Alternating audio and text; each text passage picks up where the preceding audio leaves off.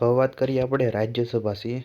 રાજ્યસભા એમાં વાત કરીએ આપણે પ્રસ્તાવના છે. રાજ્યસભા છે, રાજ્યસભાને ઇંગ્લેન્ડ છે. રાજ્યસભાને ઇંગ્લેન્ડના ઉપલા ગૃહ એટલે કે હાઉસ ઓફ લોર્ડ્સ સાથે સરખાવી શકાય છે. શરૂઆતમાં 1954 સુધી રાજ્યસભાને રાજ્ય પરિષદ એટલે કે કાઉન્સિલ ઓફ સ્ટેટ્સના નામે ઓળખવામાં આવતું હતું.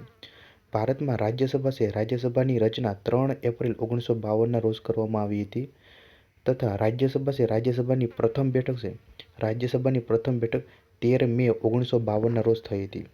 હાલમાં તેને દ્વિતીય ગૃહ, ઉપલું ગૃહ તથા રાજ્યોનું પ્રતિનિધિત્વ ધરાવતું ગૃહ કહેવાય છે. ઉપરાષ્ટ્રપતિ હોદ્દાની રૂએ રાજ્યસભા છે. રાજ્યસભાના સભાપતિ હોય છે. બંધારણના અનુચ્છેદ 80માં રાજ્યસભા છે. રાજ્યસભાની રચનાની જોગવાઈ કરવામાં આવી છે. રાજ્યસભા છે. રાજ્યસભામાં મહત્તમ સભ્ય સંખ્યા 250 છે. જેમાં અનુચ્છેદ 81A મુજબ રાષ્ટ્રપતિ 12 સભ્યો છે. 12 સભ્યોની નિયુક્તિ કરે છે અને અનુચ્છેદ 81B મુજબ 238 સભ્યો છે. 238 સભ્યો રાજ્યો અને કેન્દ્રશાસિત પ્રદેશોમાંથી ચૂંટાયેલા સભ્યો હોવા જોઈએ. અનુચ્છેદ 83 છે.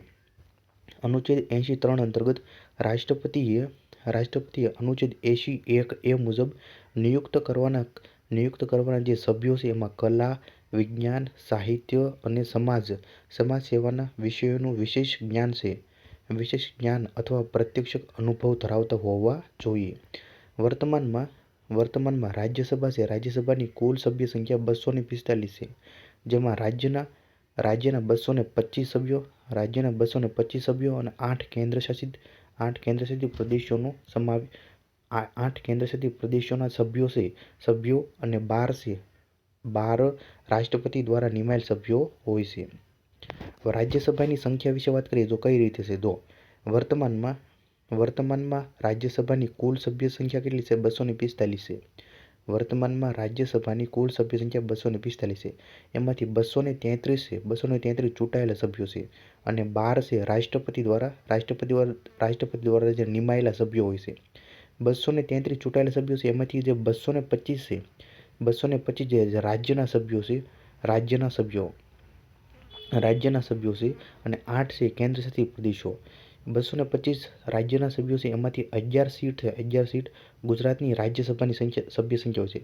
11 છે ગુજરાત રાજ્યસભાની સભ્ય સંખ્યા છે. રાજ્યસભા છે. રાજ્યસભામાં દરેક રાજ્યોમાંથી કેટલા સભ્યો હશે તે માટે સમાન પ્રતિનિધિત્વનો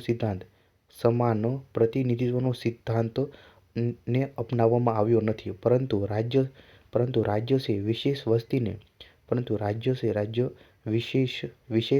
વિશેષની વસ્તીને આધાર બનાવવામાં આવ્યો છે.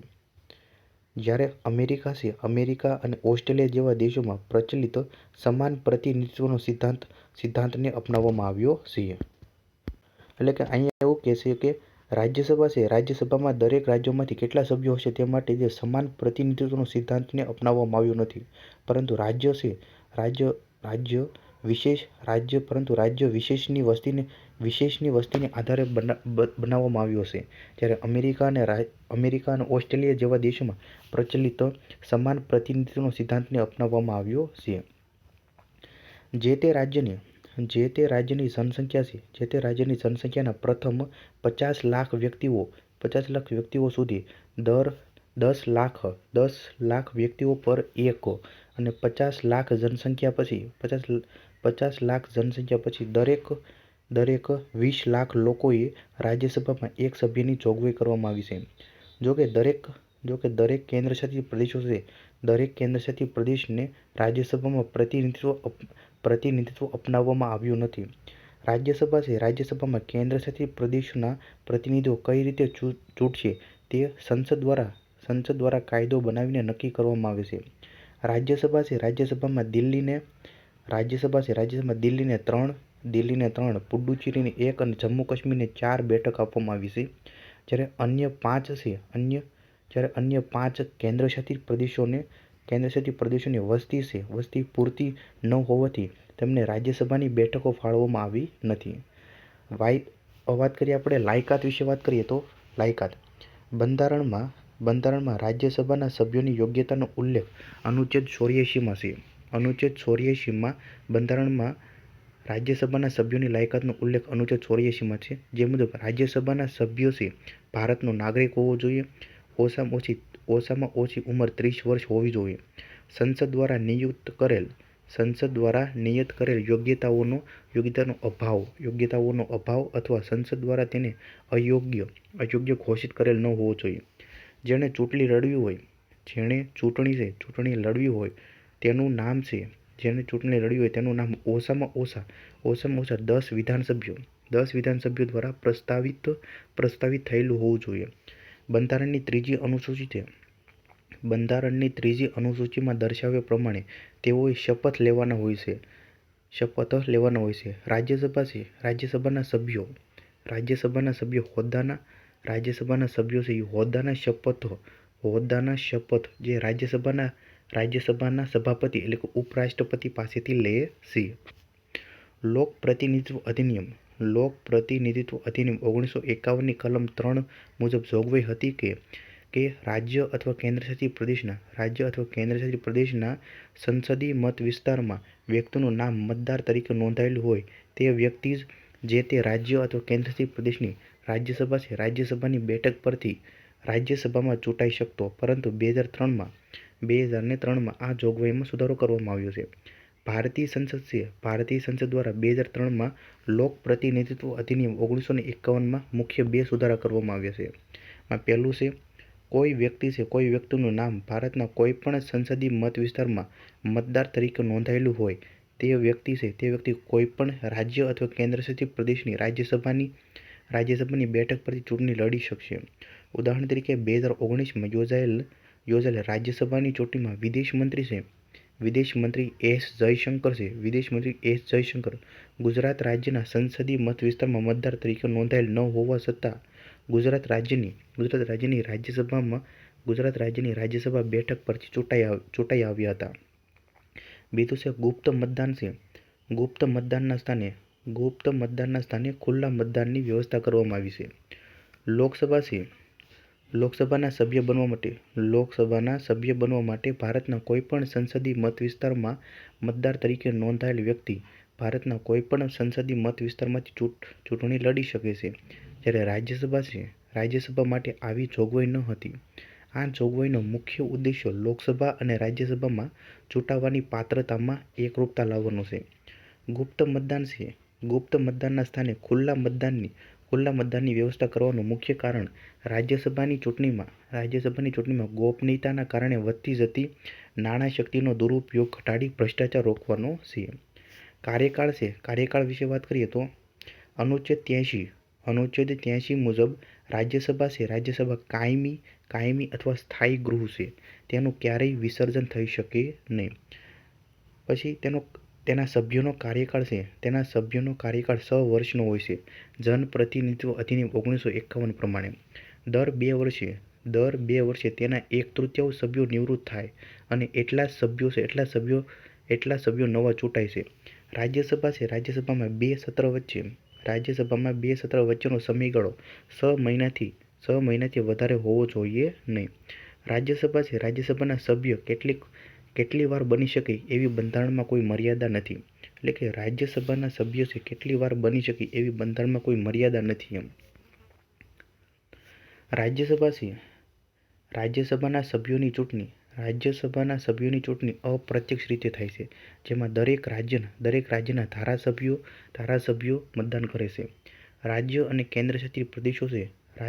કેન્દ્રશાસિત પ્રદેશોમાં દિલ્હી, પુડ્ડુચેરી અને જમ્મુ કાશ્મીરની વિધાનસભાના સભ્યો દ્વારા સપ્રમાણ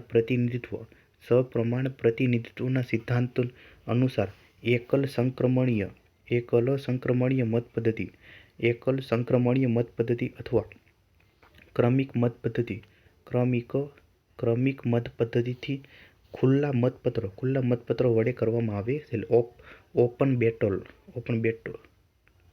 ઓપન બેલેટ રાજ્યો અને કેન્દ્રશાસિત પ્રદેશો છે કે રાજ્યો અને કેન્દ્રશાસિત પ્રદેશોમાં દિલ્હી, પુડુચેરી અને જમ્મુ કાશ્મીરની વિધાનસભાના સભ્યો દ્વારા સપ્રમાણ પ્રતિનિધિત્વના સિદ્ધાંત અનુસાર એકલ સંક્રમણીય મત પદ્ધતિ અથવા ક્રમિક મત પદ્ધતિથી ખુલ્લા મતપત્ર વડે કરવામાં આવશે. રાજ્યસભા છે રાજ્યસભાની ચૂંટણીમાં ખુલ્લા મતપત્ર પદ્ધતિ એટલે કે ઓપન બેલેટ સિસ્ટમ. રાજ્યસભાની ચૂંટણીમાં ખુલ્લા મતપત્ર પદ્ધતિ. વર્ષ 2003 છે. વર્ષ 2003માં રાજ્યસભા ચૂંટણીમાં ખુલ્લા મતપત્ર પદ્ધતિની શરૂઆત કરવા માટે જનપ્રતિનિધિત્વ કાયદો 1951માં સુધારો કરવામાં આવ્યો હતો. ચૂંટણી આચરણ નિયમો છે. ચૂંટણી આચરણ નિયમોના નિયમ 39A માં રાજ્યસભાની ચૂંટણીમાં મતદાન કેવી રીતે થશે તે સૂચવવામાં આવ્યું છે. આ નિયમ અનુસાર રાજનૈતિક પક્ષના મતદાતા એટલે કે વિધાનસભાના સભ્યના મતદાનની ચકાસણી જે તે રાજનૈતિક પક્ષના અધિકૃત એજન્ટે કરવાની રહેશે. ચકાસણી કર્યા વગરના મત અમાન્ય ગણવામાં આવશે. ખુલ્લા મતપત્ર પદ્ધતિ છે. ખુલ્લા મતપત્ર પદ્ધતિમાં બે પરિસ્થિતિમાં મત અમાન્ય ગણાશે. જો મત અધિકૃત એજન્ટને દર્શાવવામાં નહીં આવે અને અધિકૃત એજન્ટ સિવાય તે મત કોઈ બીજાને બતાવવામાં આવે. વર્ષ 2004 પછીથી રાજ્યસભાની ચૂંટણી છે ખુલ્લા મતપત્ર પદ્ધતિથી કરવામાં આવે છે. વર્ષ 2016માં એક ધારાસભ્યનો મત અસ્વીકાર કરવામાં આવ્યો હતો કારણ કે તેમનો મત પાર્ટીના અધિકૃત એજન્ટ સિવાયના અન્ય વ્યક્તિને બતાવ્યો હતો. આ ઉપરાંત વર્ષ 2017માં ભારતના ચૂંટણી પંચે આ કારણથી જ ગુજરાતમાં વિધાનસભાના બે ચૂંટાયેલા સભ્યોના મતનો અસ્વીકાર કર્યો હતો. પાર્ટી પ્રત્યે વફાદારી પ્રમાણિત કરવી જરૂરી છે, પરંતુ પાર્ટી ઉમેદવાર વિરુદ્ધ મત આપનારને ધારાસભ્ય તરીકે ગેરલાયક ઘોષિત ન કરી શકાય કારણ કે પક્ષ પલટા વિરોધી કાયદો રાજ્યસભા ચૂંટણીને લાગુ થતો નથી. આ પરિસ્થિતિમાં માત્ર ઓપન વોટિંગ સિસ્ટમથી પાર્ટી ધારાસભ્યના મતને નિયંત્રિત કરી શકે છે. રાજ્યસભાની ચૂંટણી પ્રક્રિયાને શરતો સાથે ખુલ્લી કહી શકાય કારણ કે મત ફક્ત પાર્ટીના અધિકૃત એજન્ટને બતાવવામાં આવશે, અન્ય કોઈને નહીં. વાત કરીએ રાજ્યસભાની ચૂંટણીઓમાં સપ્રમાણ પ્રતિનિધિત્વ અને એકલ સંક્રમણીય મત. રાજ્યસભાની ચૂંટણીઓમાં સપ્રમાણ પ્રતિનિધિત્વ અને એકલ સંક્રમણીય મત. સપ્રમાણ પ્રતિનિધિત્વ છે. સપ્રમાણ પ્રતિનિધિત્વનું એક સ્વરૂપ આપણને ભારતની રાજ્યસભાની ચૂંટણીઓમાં જોવા મળે છે, જેને એકલ સંક્રમણીય મત પદ્ધતિ કહેવાય છે. દરેક રાજ્યને રાજ્યસભાની સીટોનું નિશ્ચિત ક્વોટા પ્રાપ્ત થયેલ છે. રાજ્યની વિધાનસભાના સભ્યો દ્વારા આ સીટો માટે ચૂંટણી કરવામાં આવે છે, જેમાં રાજ્યના ધારાસભ્યો જ મતદારો હોય છે. મતદારો ચૂંટણીમાં ઉભેલા દરેક ઉમેદવારોને પોતાની પસંદગીની પ્રાથમિકતા પ્રમાણે મત આપે છે. જીતવા માટે દરેક ઉમેદવારને એક નિશ્ચિત મતોના ક્વોટા પ્રાપ્ત કરવા પડે છે, જેની ગણતરી નીચે મુજબ સૂત્ર આધારે કરવામાં આવે છે. એમાં છે વિધાનસભાની સીટોની કુલ સંખ્યા કુલ ભરવાની સીટોની સંખ્યા વત્તા 1. જો ગુજરાતના 182 ધારાસભ્યોને રાજ્યસભાના 4 ઉમેદવારો ચૂંટવાના હોય તો વિજેતા ઉમેદવારને 182/4 વત્તા 1 એટલે 182/5 વત્તા 1 એટલે 36 વત્તા 1 એટલે 37 મતોની જરૂર પડે છે. જ્યારે જ્યારે મતગણતરી થતી હોય ત્યારે ઉમેદવારોને મળેલા જે પહેલી પ્રાથમિકતાના આધારે મતોની ગણતરી થાય છે. પહેલી પ્રાથમિકતાના મતોની ગણતરી પછી જો ઉમેદવાર જરૂરી સંખ્યાના મતો મેળવી ન શકે તો ફરીથી મતગણતરી કરવામાં આવે છે. ફરી કરવામાં આવતી જે મતગણતરીમાં પ્રથમ વખતની મતગણતરી વખતે જે ઉમેદવારને સૌથી ઓછા મતો મળેલા હોય તે ઉમેદવારને ચૂંટણીમાંથી બાકાત કરી તેને મળેલા મતોને બીજી પ્રાથમિકતાના આધારે અન્ય ઉમેદવારોમાં વહેંચી દેવામાં આવે છે. જ્યાં સુધી જરૂરી સંખ્યા મુજબના ઉમેદવારોને વિજેતા જાહેર કરવામાં ન આવે ત્યાં સુધી આ પ્રક્રિયા ચાલુ રાખવામાં આવે છે. નોંધ છે, સપ્રમાણ પ્રતિનિધિત્વ અને એકલ સંક્રમણીય મત પદ્ધતિ વિશે ઉદાહરણ સહિત વિસ્તૃત માહિતી આમાં આપેલી છે. પ્રકરણ 35ના રાષ્ટ્રપતિમાં આપવામાં આવેલી છે. વાત કરીએ આપણે રાજ્યસભા છે. રાજ્યસભાની ચૂંટણીમાં નોટા. રાજ્યસભાની ચૂંટણીમાં નોટા. વર્ષ 2013ના People's Union for Civil Liberties એટલે PUCL કેસમાં સુપ્રીમ કોર્ટના ચુકાદા અનુસાર દરેક ચૂંટણીમાં જનપ્રતિનિધિત્વ અધિનિયમ અનુસાર ઇલેક્ટ્રોનિક વોટિંગ મશીન EVM છે. ઇલેક્ટ્રોનિક વોટિંગ મશીન EVMમાં નોટા એટલે કે નોન ઓફ ધ અબોવનો વિકલ્પ હોવો જોઈએ. જેમાં રાજ્યસભા છે. રાજ્યસભાની ચૂંટણીઓનો પણ સમાવેશ થાય છે.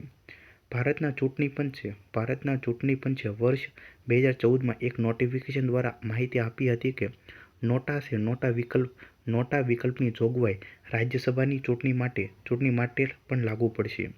નોટા વિકલ્પની જોગવાઈ રાજ્યસભાની ચૂંટણી માટે પણ લાગુ પડશે. વર્ષ 2014 બાદ યોજાયેલી જે રાજ્યસભા છે, રાજ્યસભાની ચૂંટણીમાં નોટાનો વિકલ્પ ઉપલબ્ધ કરવામાં આવ્યો છે, પરંતુ તેને સુપ્રીમ કોર્ટમાં પડકારવામાં આવ્યો. વર્ષ 2018માં સુપ્રીમ કોર્ટે નોટાને રાજ્યસભાની ચૂંટણીમાંથી હટાવતા નીચેના કારણો આપ્યા છે. આ મત હસ્તાંતરણીય એટલે કે ટ્રાન્સફરેબલ છે. તેમાં ઓપન બેલેટ સિસ્ટમ અથવા ખુલ્લા મતપત્રની પદ્ધતિનો સ્વીકાર કરવામાં આવ્યો છે. ખુલ્લા મતપત્રનું મુખ્ય કારણ એ છે કે ઉમેદવાર જે રાજનૈતિક પક્ષની ટિકિટ પર વિધાનસભાનો સભ્ય બન્યો છે તે પાર્ટીની તરફેણમાં તેણે મત આપવાનો હોય છે. આમ વર્તમાનમાં રાજ્યસભાની ચૂંટણીમાં નોટાનો વિકલ્પ ઉપલબ્ધ નથી. આ યાદ રાખવાનું. વર્તમાનમાં રાજ્યસભાની ચૂંટણીમાં નોટાનો વિકલ્પ ઉપલબ્ધ નથી હાલની અંદર. વાત કરીએ રાજ્યસભાના જે સભ્યો છે એને કાર્ય અને શક્તિઓ.